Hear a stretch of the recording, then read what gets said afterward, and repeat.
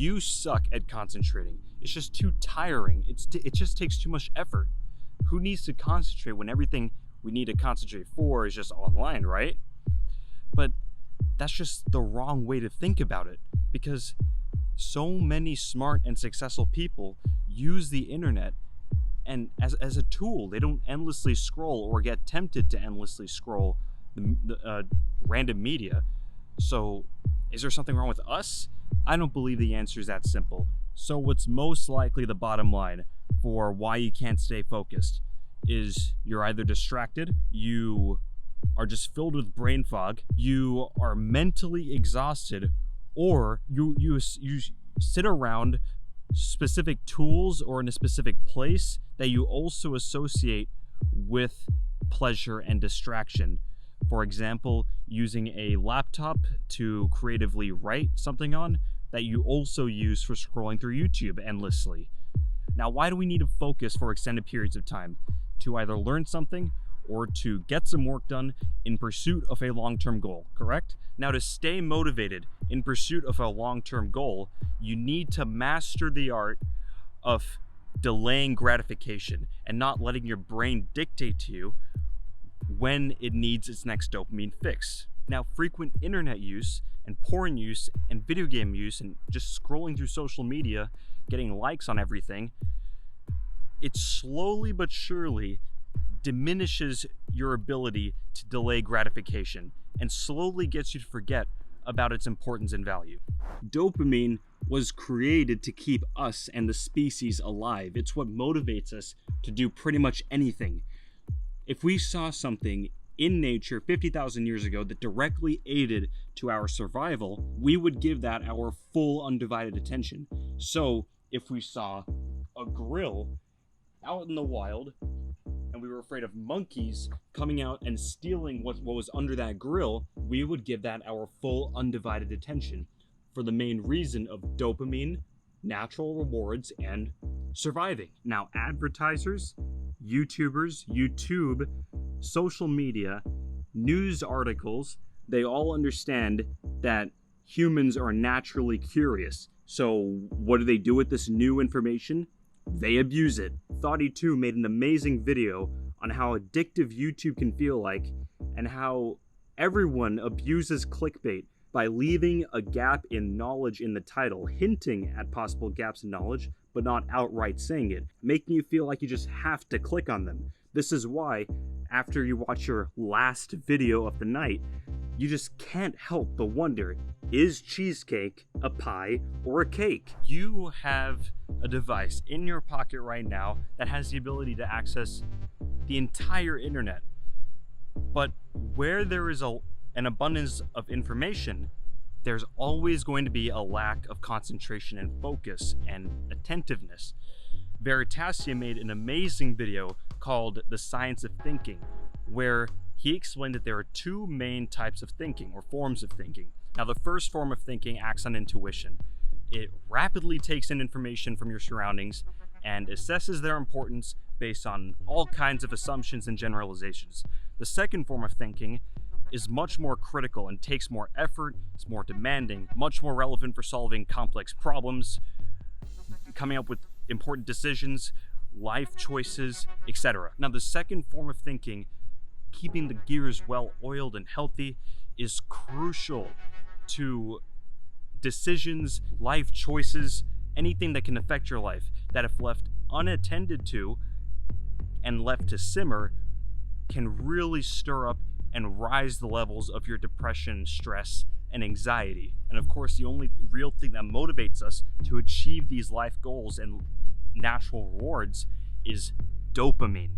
Now, we already know that the more we click and click and click on the internet, the more dopamine we receive, satisfying our need for knowledge, curiosity, variety, novelty. But something interesting happens. Over time, our dopamine receptors become desensitized to the huge amounts of dopamine, and they just need more and more and more to satisfy their need. And it's so hard going on like a detox of some kind, because your brain is working against you.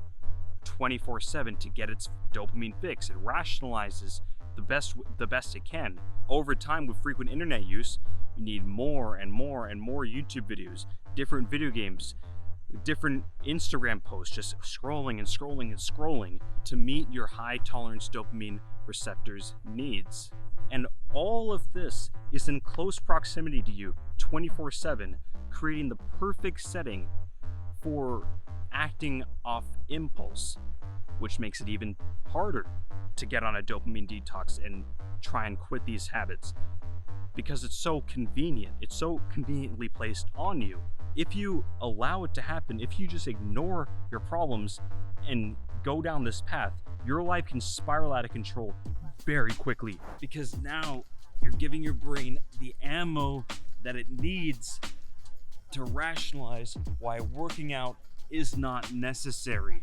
Because who needs pain when you can just get pleasure at home?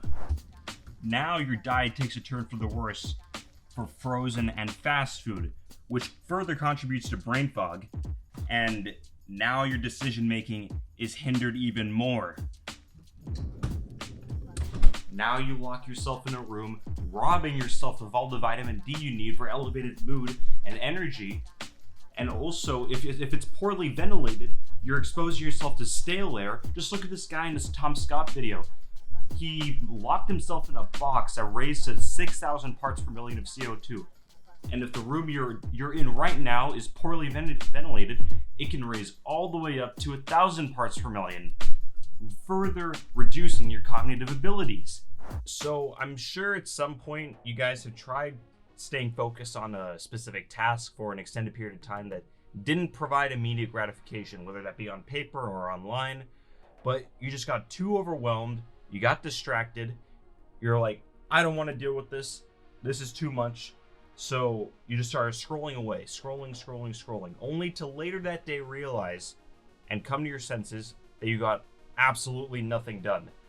And then now it adds to your depression and anxiety, and you're thinking to yourself, oh, I'm just a failure. Maybe I don't want these goals. I should just forget about it. You know, I get all my dopamine from being on a computer. But here's the thing. I don't entirely think it's your fault. And your drive is still, you know, there's still a spark there. Let me explain. In my opinion, I believe that everyone has some varying degree of depression and anxiety. There are plenty of primitive reasons why we need to be anxious or depressed. You know, they were crucial to our survival. And I don't think depression and anxiety should be looked at as mental illnesses, but rather as disciplines.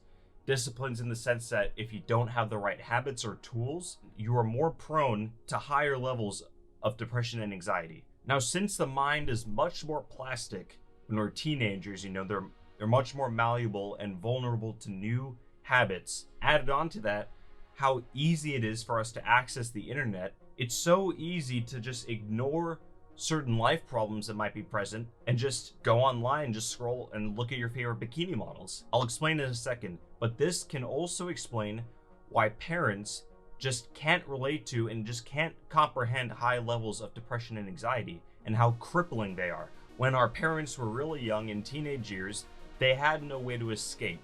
Maybe drugs, but that was really, really taboo back then, and a lot of people avoided doing hardcore drugs. When our parents had a crucial life problem that needed their attention, they all felt like they didn't want to deal with it, but because there was no way to escape it, they had no choice but to face their problems head on, which gave them the tools to keep their depression and anxiety at low levels so they can endure high stress situations in real life. We were taught this really early in school. If you see a caterpillar struggling to get out of its cocoon, you never want to cut the cocoon open.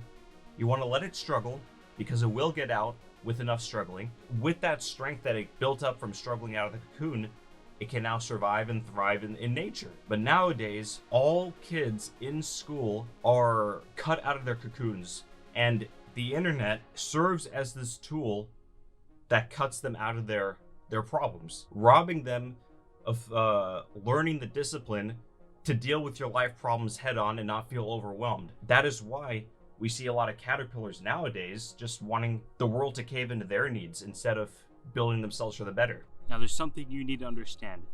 Knowledge isn't power here. It's about half the power, but the other half has to do with mental cues and habits. Habits meaning performing a certain set of actions that lead to previous distractions and pleasures that you're also trying to associate with getting some kind of work done or trying to study. And mental cues meaning more like a signal. You see something, it lights up pathways in your brain, and the more of an urge you feel. Seeing your bed that you usually masturbate in, mental cue. Performing the action of getting in the bed, expecting to sleep when you usually masturbate in the bed, bad habit. The point I'm trying to make here is when trying to quit any kind of bad habit, you have to remove these sets of actions associated with the bad habits and the mental cues from your life, because willpower isn't going to be enough for this situation. Even if it is enough, why put that extra urge or burden on yourself to always fight and have that be your center of attention? Don't make the same mistake I did, where I thought willpower was going to be enough. It wasn't. It was too tempting in the moment, and then afterwards it just added to my depression of how much of a failure I was in the moment. But if you just skip to this part of the video, you were to forget everything I just said, and you were to take one piece of advice with you, it should be that you should never, ever feel like you need to complain about your circumstances. And there's always something you can do better to improve yourself. There's an old saying, you need to pave yourself for the road and not expect the road to pave itself for you. Thank you guys for listening, and I'll see you in the next video.